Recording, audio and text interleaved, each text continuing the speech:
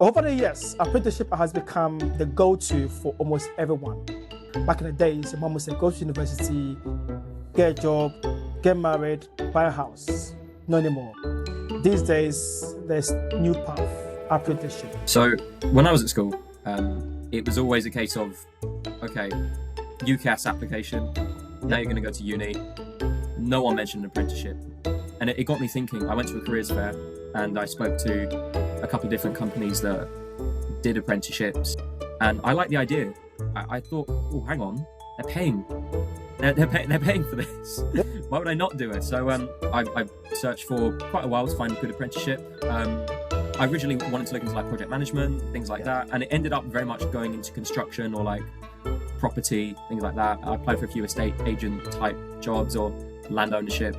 But in the end, it settled on construction, and I got an apprenticeship being a document controller for a contractor called Skanska.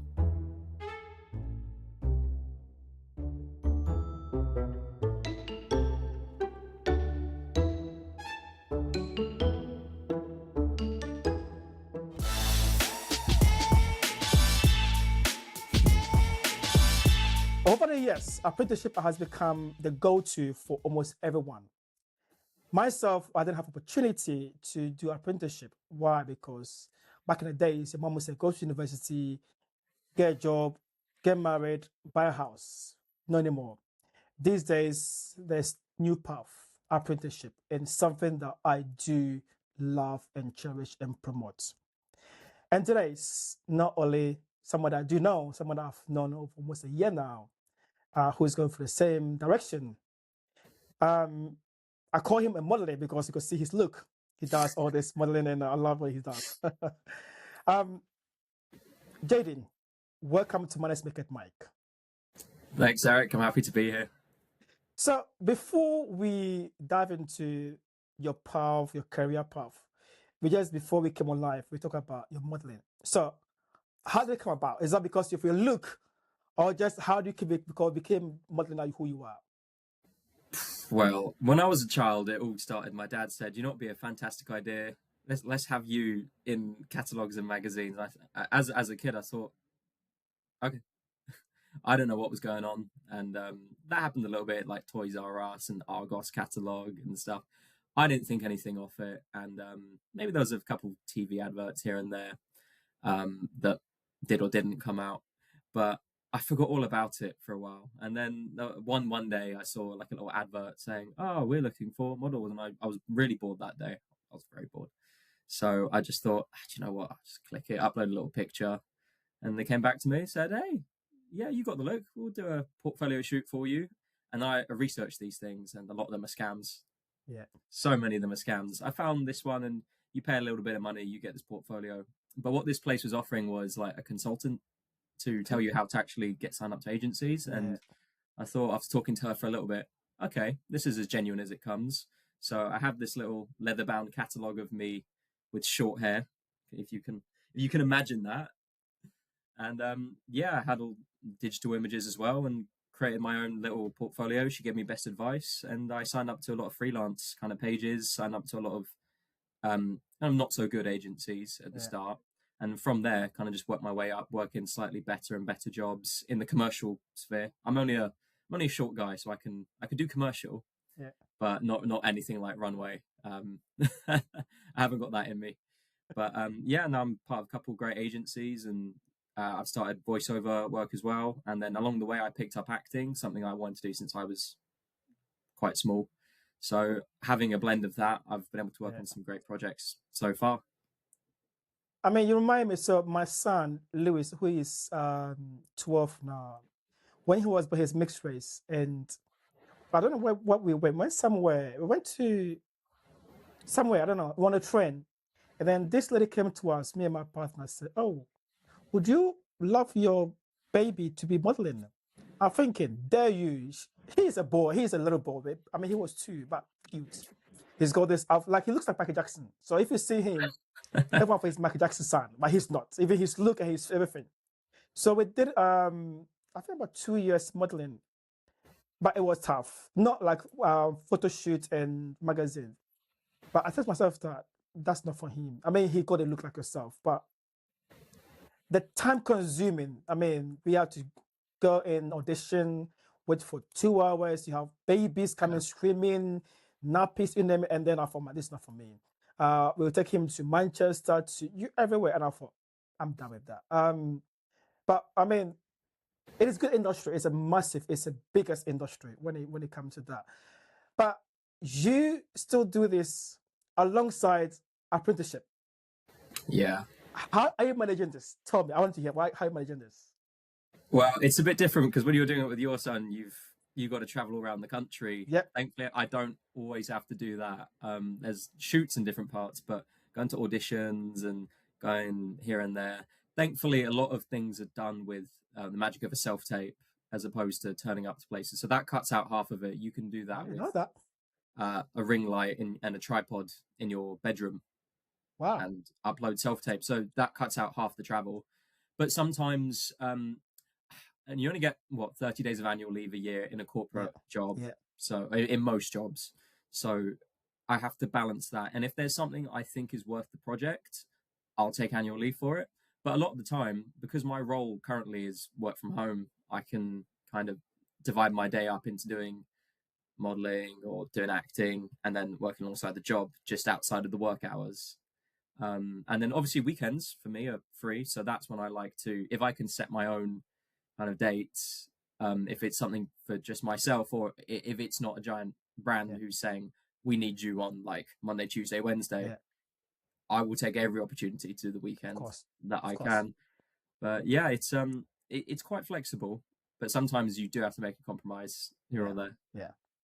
So let's start with your story. So you are apprenticeship Southbank University, which of course I also teach there.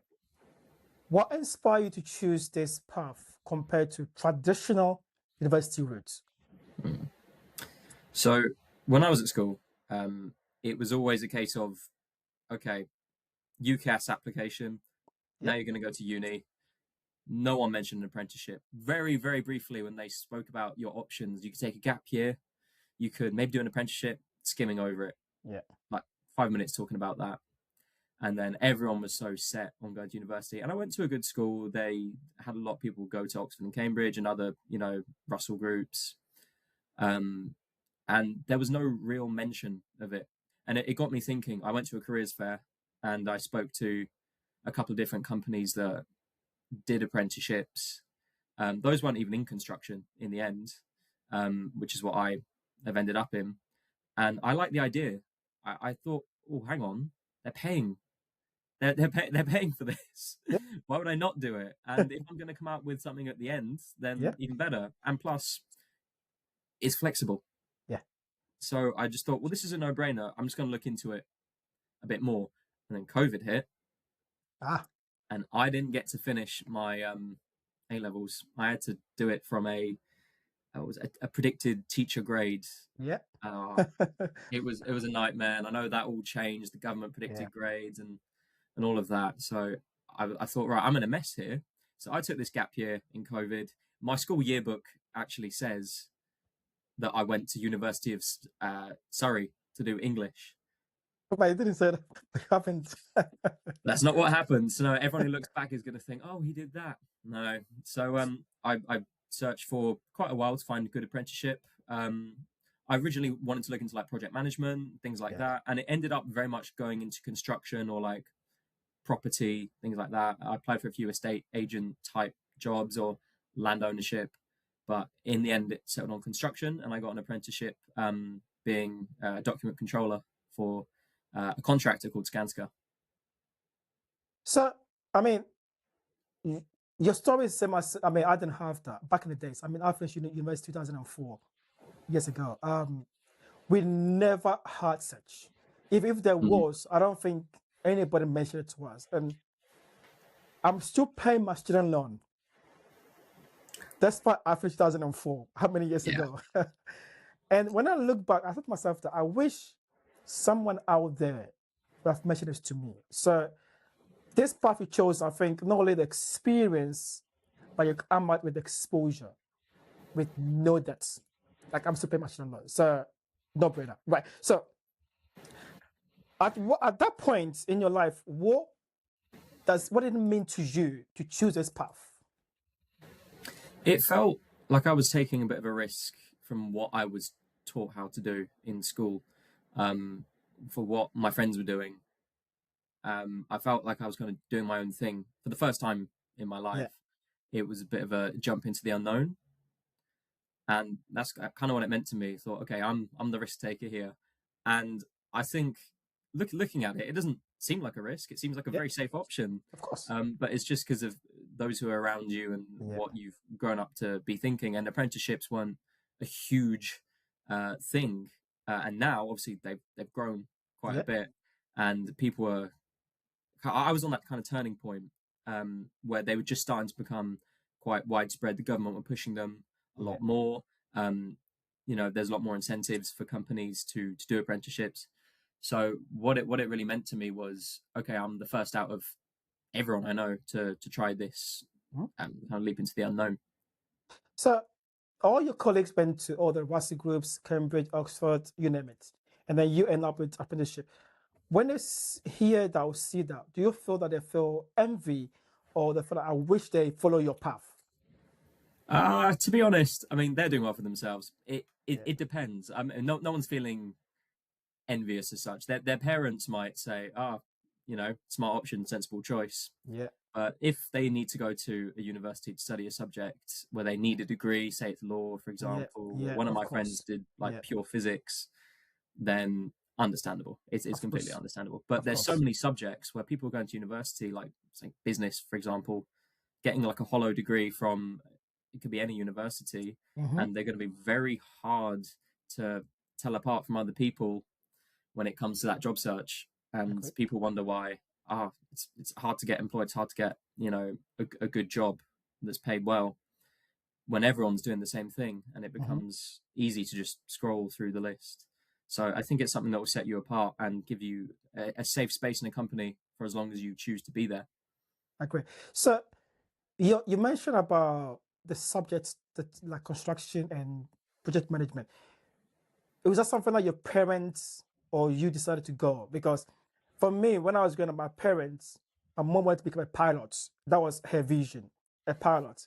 My dad wanted to become either a doctor, engineer. That's what the African mentality. Trust me, that's Yeah. just what they don't talk about anything. How do you end up doing construction? Was it something that you passionate about, or your parents decided, you know what, or how did it come about? So no one in my family, uncles, aunts, even no one's in construction, no one at all. And I speak to a lot of people, obviously, who I work with, and it's been in their like family, just a thing people do. People tend to go into construction, um, but because I'm the first one from my family to really do it, everyone was kind of asking me, I wonder what it's going to be like. Mm-hmm. Everyone's got these kind of preconceptions in their head, but the truth is, when I was looking at things that I think I would suit, I thought no, there's plenty of like corporate type jobs that I would do, desk based, office based things. But why I chose construction is you're working with something tangible. Yeah, There's always going to be a market for yeah, buildings, yeah, and it's something that's always in demand. yeah, You're never going to be out of a job. Even say you have redundancies in a company, there's a lot of other companies that are building and need yeah, your skill set, and there's always a shortage of certain jobs in construction. For instance, now I'm a planner, yeah. and there's a shortage of planners not only in my company but in pretty much every major contractor in the UK to have that skill set. Yeah. So how the I mean, looking back, how would they think? Are they following your path, your friends, family? That you know what, this is amazing path. This is a path that we wish we all that. Are they following your footsteps? Your cousin, your nephew, your siblings, your friends, or are they still going through the traditional route of universities? I mean, what are they the same thing, or are they follow your path? So I know my cousin, he was definitely inspired to do that route. He was like me. He's okay academically. He got okay grades academically. Nothing super special because I wasn't getting A's and A stars. Let me tell you. Um, but he had the good idea. Okay, Yeah. let's try an apprenticeship. Not in construction, but he ended up working for estate agents, Okay. and the skills that taught him as well, were quite something. I'm not sure if he's still with that company he started with, but it kind of taught him a lot about those interpersonal skills when he's showing people around, when he's working in the office, getting used to that social culture. He said it's completely different to what he would be experiencing like at university, where you kind of have to wait a few years for that to come around. So, what has been the most valuable skills and mindset you've developed through this path? I mean, I've known you almost a year now. What has been the most that you've developed within this path? I think I've learned a lot of things in terms of mindsets and just learning how to deal with pressure. I think is the main thing. When you step into a high pressure role, when you're in the office 5 days a week and people rely on you to do something, they're coming to you for a lot of things. You want to be a people pleaser. Yeah. It's human nature to do that, but you have to create your own boundaries. Sometimes you have to say, okay, I can only do so much work. And you have to do with, you have to work with what you're comfortable doing. And especially being a role where I'm working from home a lot now, in this planning role, it's easy to work over the hours, but you have to just set your own boundaries. You have to say, right, I'm going to work the work hours. It's so easy to stay on your computer, get carried away with tasks, especially if there's deadlines too. You just need to be comfortable in your own space, I think. You've mentioned about your own space and people come to you, they want certain things done that. And I want to step into corporate world. So most typical traditional route to university, they go to university 3 years or 5 years, come back to corporate when they struggle because they have no experience, no exposure. But you, from young age, apprenticeship into corporate world straight away. What was your first experience walking into corporate world? How did you feel into that office space? With my company, it was definitely a welcoming space. You're new. Everyone's gonna kind of say, "Oh, good luck." Hope it's going okay. But that wasn't my first exposure to the corporate world. Coming into my own company, I did a work experience local to where I live, and I was doing translations in an office all day. But in this part of the office, there was no one there, and I was kind of left to my own devices. And I was sat there, like looking at my watch, thinking, "I've got to do this all day." It felt so sterile and boring. And I thought, what I don't want to do in the future is work a desk job where I'm bored to death. And I know there's so many where they just sat down all day. And I thought, right, okay, that informed my decision going into construction, because I thought I'm not going to be at a desk all day. I'm going to sometimes be on site. I'm going to be working on different projects, and it's going to keep it a bit diverse for me. Because looking at one piece of work and doing it all day really, it proved the work experience is a good thing, because it really tells you what you like and what you don't like. So that was my first experience. But then, as soon as I stepped into the Skanska office for the first time, I thought, okay, this is more like it. Everyone's a bit happier here. Well, I think for me, mine was different.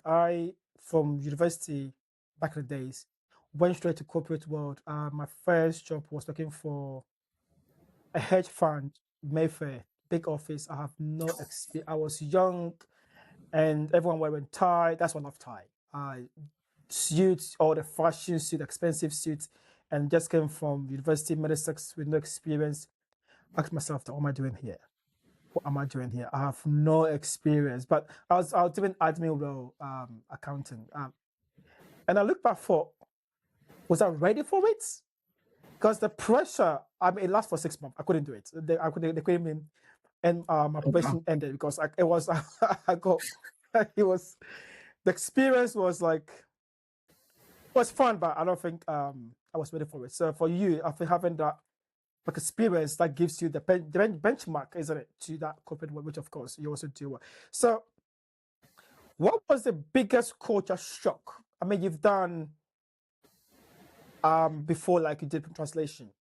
Was there any culture shock that you experienced in working in the office space? Because you have directors, managers, you got various people. Was there anything that you thought, you know what, this is overwhelmed? Yeah, I suppose coming from a year of doing nothing pretty much Yeah. in that gap year of COVID.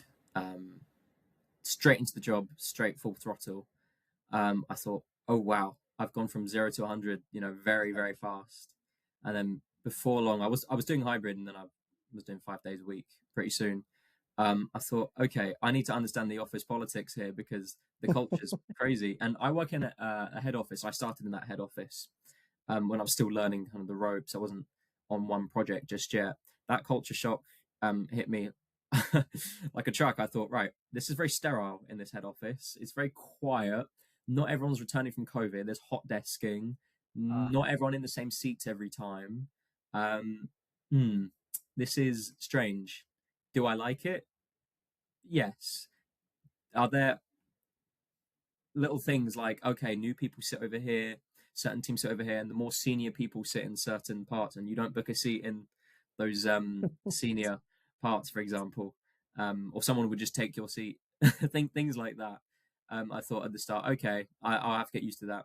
And that's just the same in every office. Yeah, I of feel like course. from talking to my peers in other companies. But then I hit a site office for the first time, working 5 days a week there.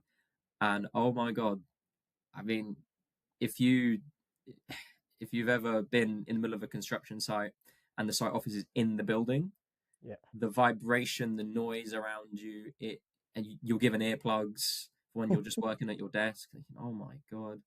I remember the first one I was on was in a data center in the middle of Slough, which isn't too far from me. But there was nowhere to go for lunch because you're in the middle of the trading estate, thinking, oh my God, what am I going to do?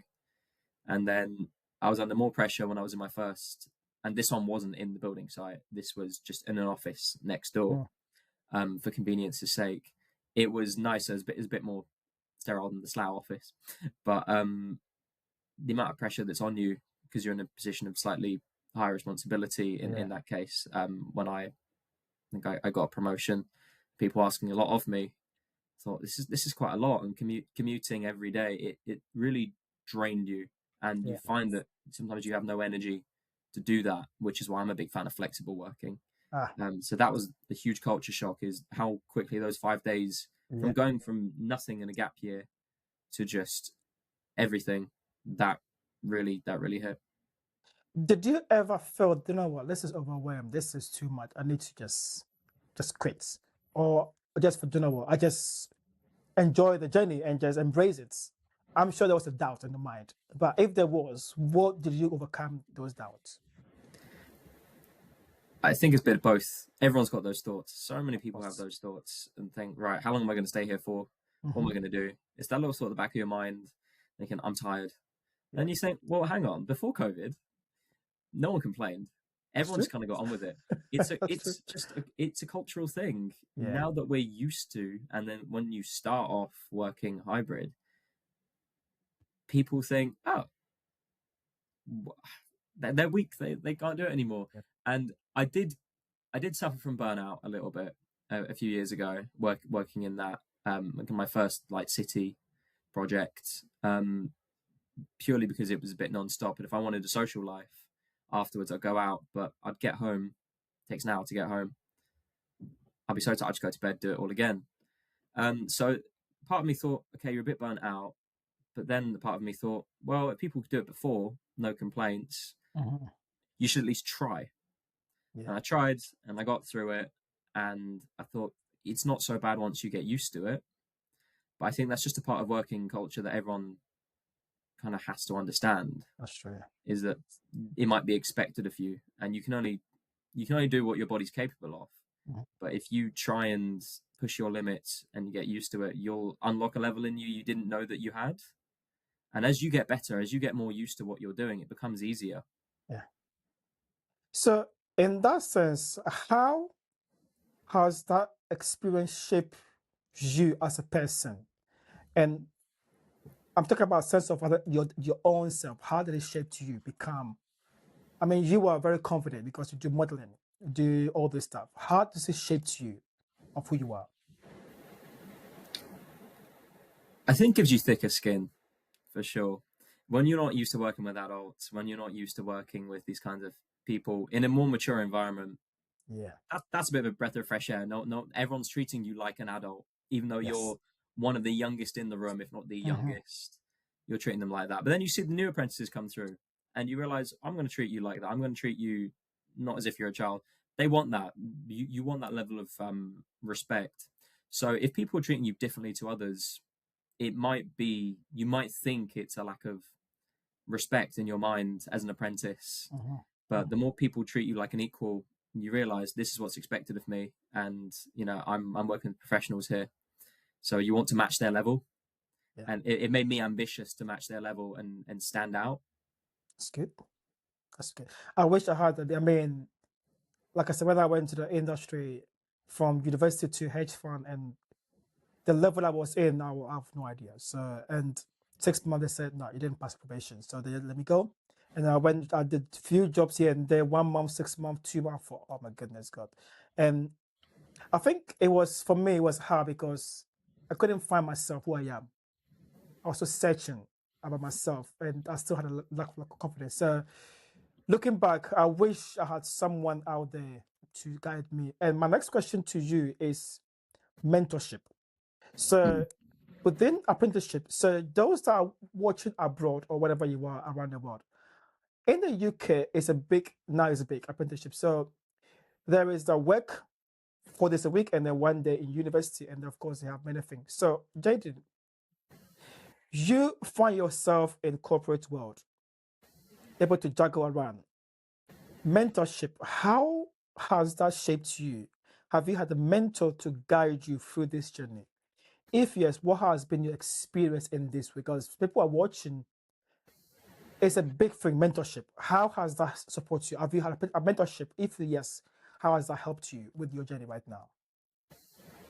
It's so important to have a good mentor, or you're going to find yourself stuck or just unhappy. And a friend of mine he left work, he left the company, he joined another company, and his mentor was someone who's a bit old, a bit resistant to change, and that was his direct report. And he said, I can't work for him.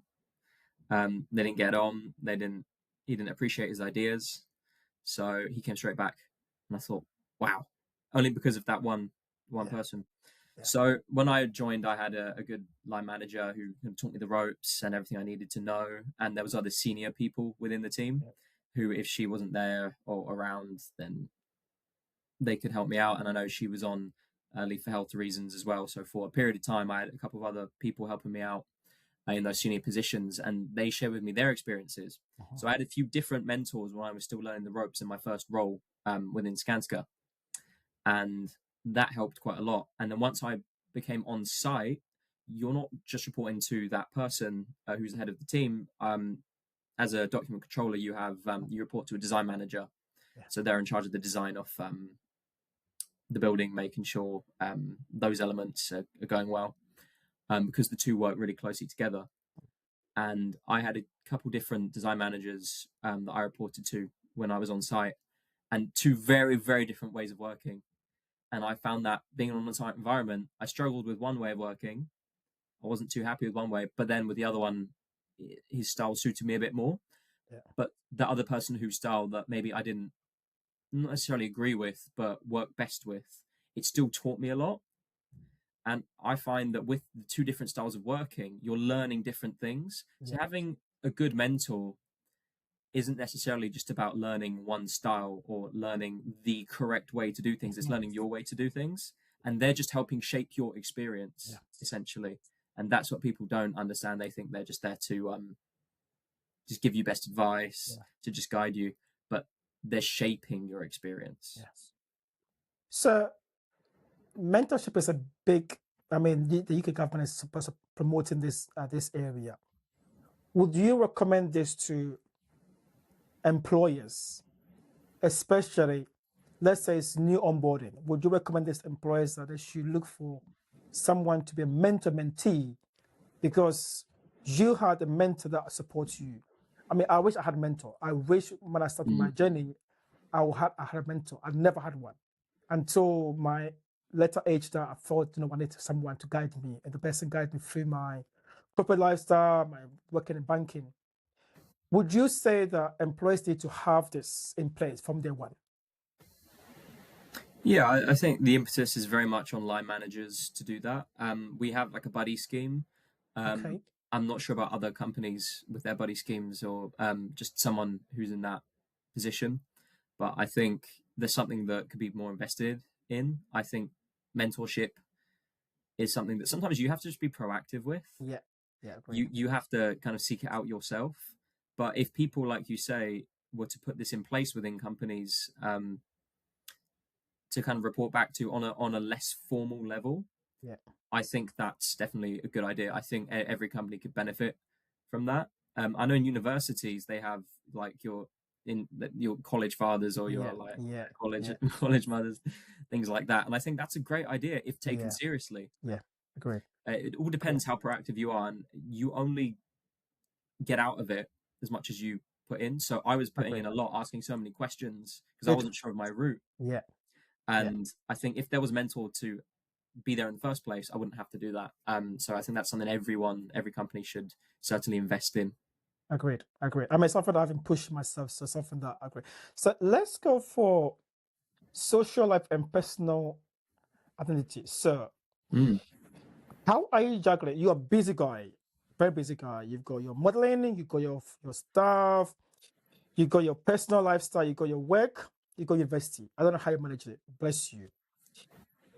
How do you balance your personal life along with professional lifestyle? Honestly, it can be tough. It can be tough because university takes up so much. I know it's only one day a week that Yeah. these degree apprenticeships are, and you have that one day a week because you're one day to do it. But the reality is, you have to do so much more work than that outside. That's just for your lectures, like, Yes. and if you're writing notes and everything, that's pretty draining as it is. When you get home after a full day of university, you Tired. think, what? That's my normal work hours. I'm tired, Yeah. and I can't.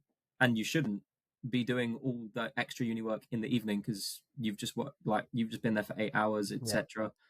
So you have to find yourself doing it sometimes in work when it gets a bit quiet. That's how I found it. But now I'm working from home. Life's a bit flexible. I'm in a role that I can only go into the office once or twice a week, and lets me have a bit more of a social life. But at my age, people tend to move into London. That seems to be the right thing to do. Move in with flatmates, or their partner. So the social life moves to London. So maybe I'll see them after work in London, but back home because I'm in Buckinghamshire. Yeah. People might come back for the weekend as well. So I have my friends here. I have my friends in London. So it's kind of hard to juggle it all, especially if you have a partner as well. It's like I do. She's in London. Everything becomes centric around working where everything's located. And for a lot of people in my situation at my age, you're moving into a city. It might not necessarily be London, but it becomes so centric to that. So having everything in one place, I find really helps. But most modeling jobs, they tend to be, or acting, they tend to be in London as well. But for acting, sometimes you have to go out of the way on location to a middle of a field, and you're sitting in a tent all day thinking, what am I doing with my life? But or take this Wales trip I did a few days ago, for that music video that we were talking about earlier. It was, I just thought, wow, I'm trying to balance this with work. They won't believe what I've got to say when I come back in a couple of days.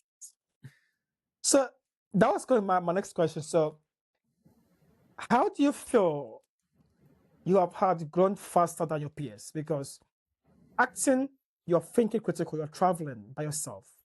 You got your partner, you got school, university, you got coursework, you got exams, you got group coursework, you got all this, you got work deadline. Do you feel that this had made you grow faster than your peers? Be honest. Yeah, I think I'm at the age where people graduated, they've started their jobs, they're learning about the corporate world, but they're only just doing it now.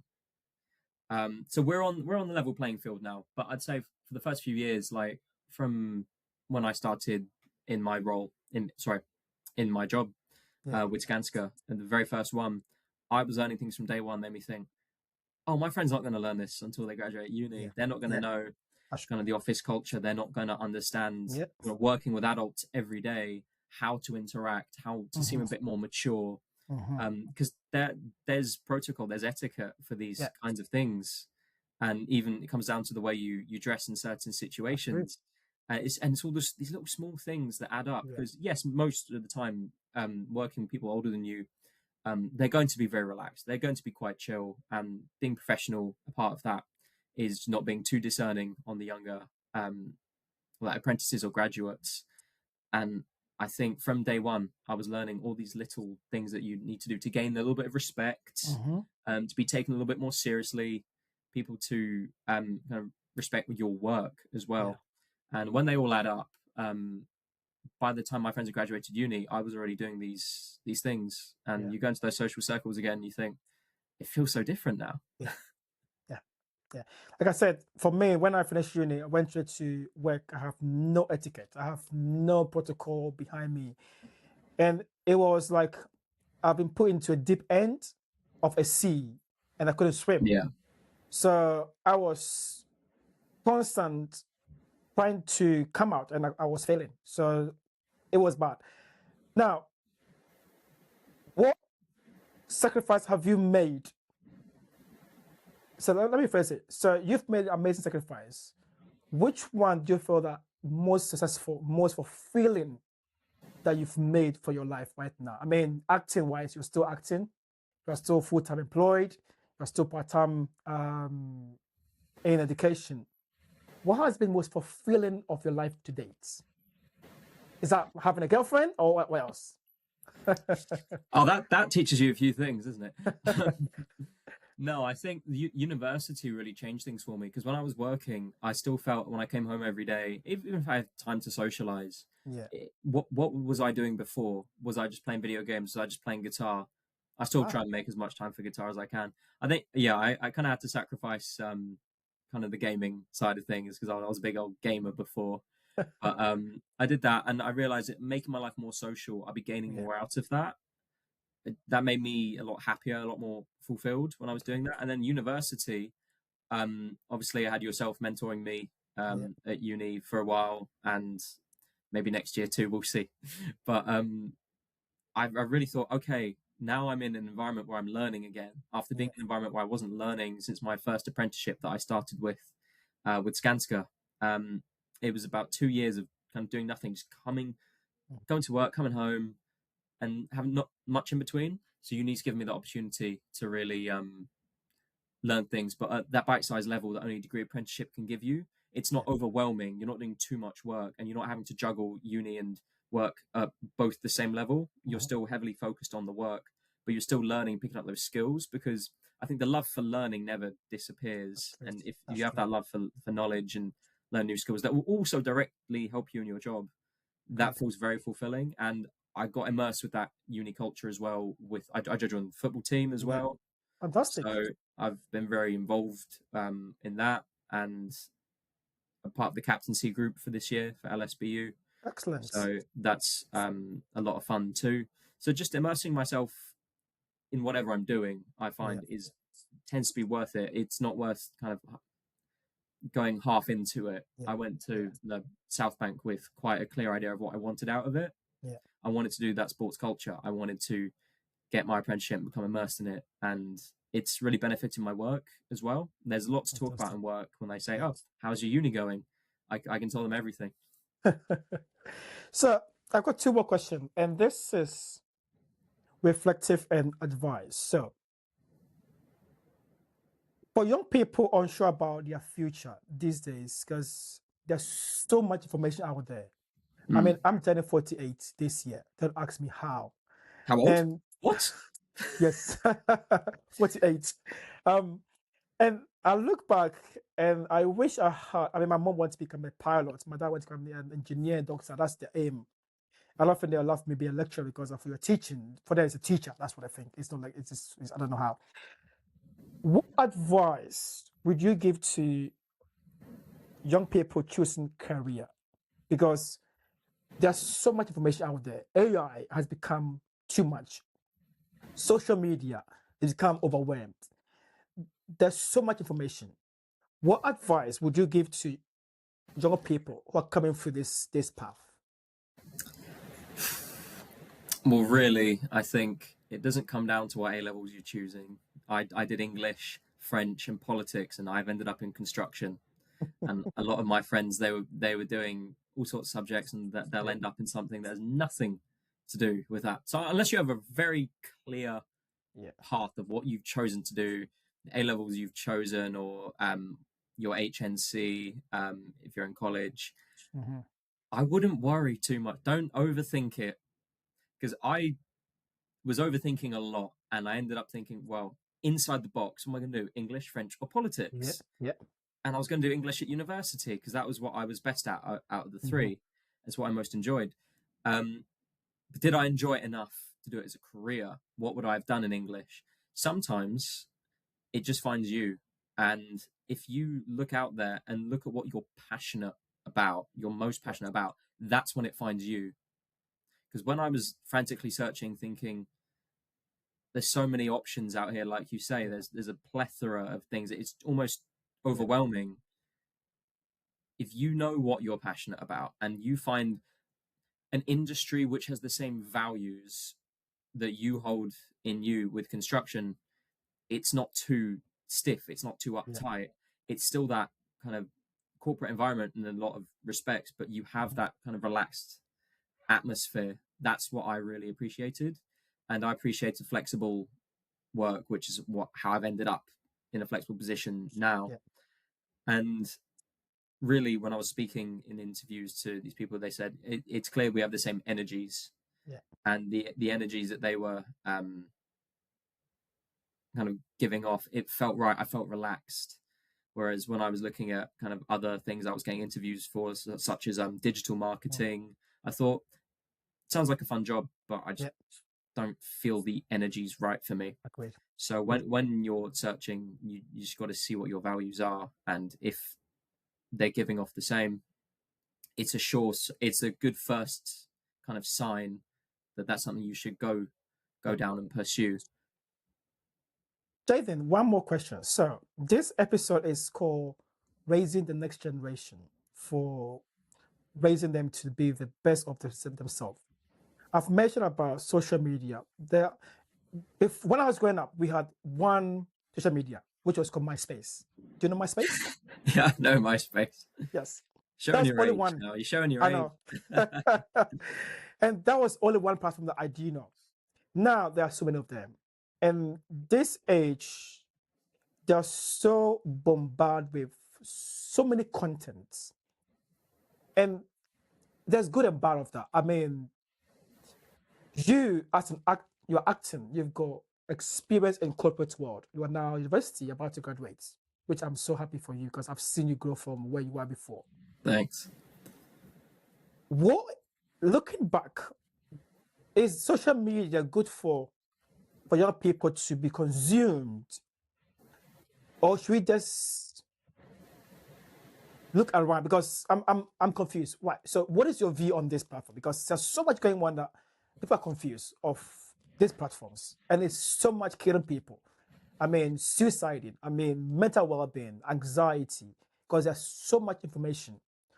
What is your advice? How do you deal with this issue? Because you are also young, but you got so much on your plates. Yeah, I think when you have a lot on your plate, you tend to tune it out a lot. And as a model, putting my content out, I'm not an influencer by any means, but put modeling and acting content out there. It's being brave and not being afraid of judgment on social media. But that's why you should only keep it to your friends. You shouldn't just have people you don't like on there, because at the end of the day, it's your account. You can choose what you're putting on there. But you mentioned raising the next generation. And I think it's really important that social media and the next generation, they're intertwined. They're like this. Yes. People are growing up with it now. I didn't grow up with it. I was part of that lucky generation who had a really good mix of growing up as a child outside, playing with their friends rather than staying inside, being an iPad kid, as they called them. And we had things like Nintendo DS and Nintendo Wii, which we had a few little distractions, but there was no social media for us. MySpace, as a kid, we didn't use that, and that was the only one, like you say. But then we hit the teenage years, and that's when Instagram, Snapchat, all those came around. But because the new generation is being raised with those things from such a young age, they have phones in like primary school and early secondary school. I think it poses a big risk. So it's important that they well, if parents and schools, institutions can limit that as much in the formative years as possible, because the amount of insecurities I had as a teenager with these things, it was unbelievable. You start to become really, really wary of that presence that you have, this digital, not digital footprint, but this presence. Anyone can see you, employers can see that, and just acting sensibly with it, because these days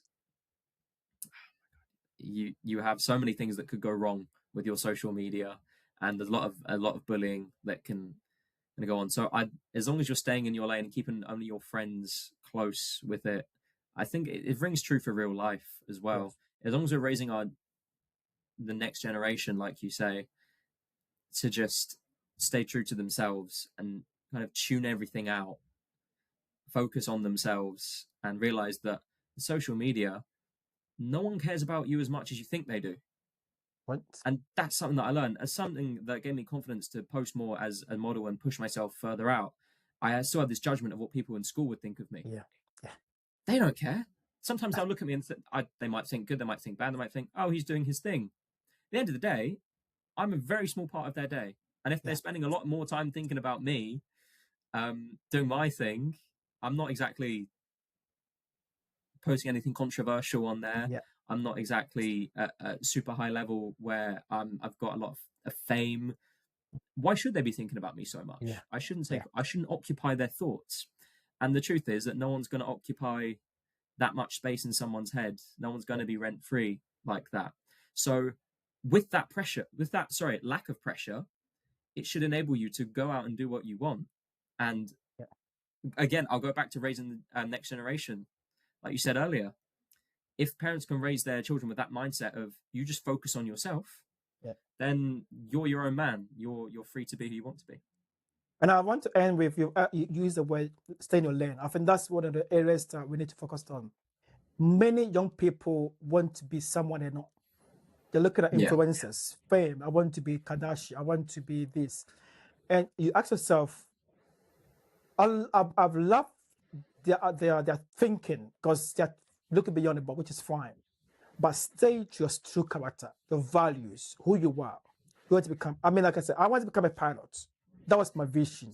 But here, I'm a lecturer, I'm enjoying my role. I love what I do. So I think with all what around us, you're right to stay in your lane, focus yourself, because no one cares about what you post. So those who are watching, this is for you. Jaden, before we go, I want to give you the last word. What is your advice to yourself the next 5 years?